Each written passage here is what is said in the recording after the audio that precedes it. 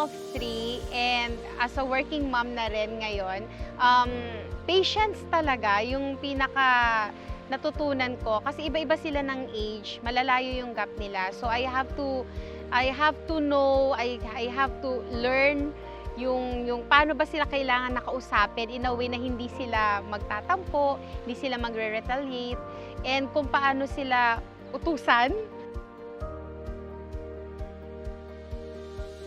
The anxiety attack, na wala ako sa tabi nila, na hindi ko sila kasama, na sila lang yung naiiwan sa bahay, wala silang yaya,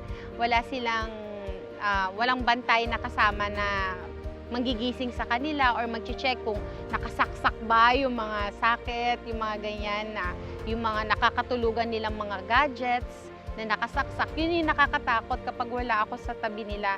Whereas pag nandito ako sa bahay, nakasama nila, na-check ko kung nakapatay na ba yung ilaw, ano yung ginagawa nila, gising pa ba sila, ng anong oras na, yung mga ganyan.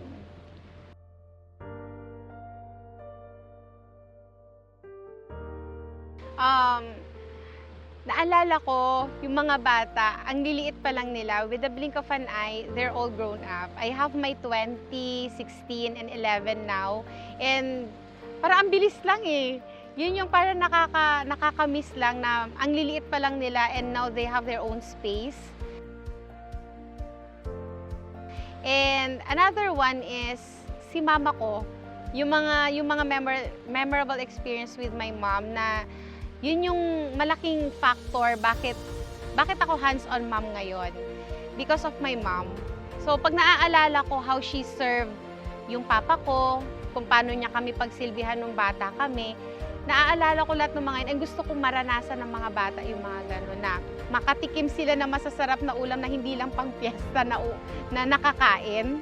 Hindi lang yung pag nasa hotel o nasa restaurant ka lang, ay tsaka ka lang makakakain ng mga gano'n. Ayoko. Gusto ko maranasan ng mga anak ko na they can eat whatever they want kasi marunong ako magluto. Yung gano'n.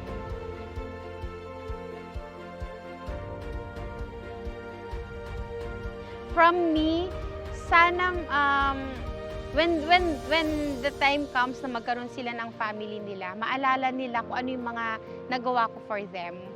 Kung paano ako naging hands-on mom sa kanila. And at the same time, ganun din sa daddy nila. Kasi yung daddy nila very hands-on din sa kanila eh. Although hindi nila nakakasama because of work. Pero pagkasama nila, alam nila na solid kami ng daddy nila. So sana pag nagkaroon sila ng family nila, ganun din. Kung ano yung nakita nila sa amin ni daddy nila, kung paano nakita nila sa household namin, how we protect them, how we give them chance na matuto sila on their own. Ganon din yung ibigay nila sa mga anak nila.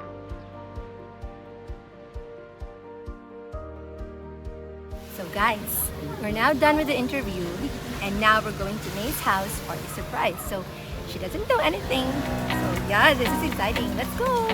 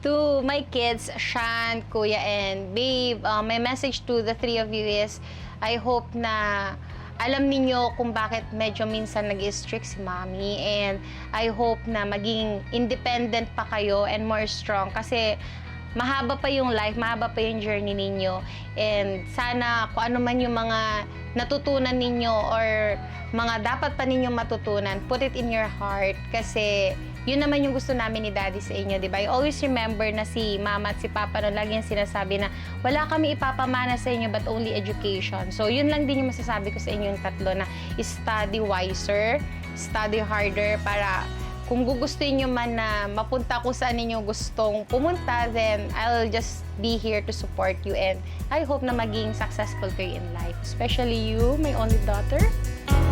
Yeah. Love you. Group hug!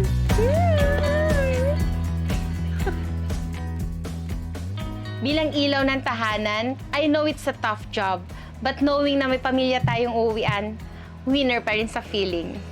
Happy Mother's Day!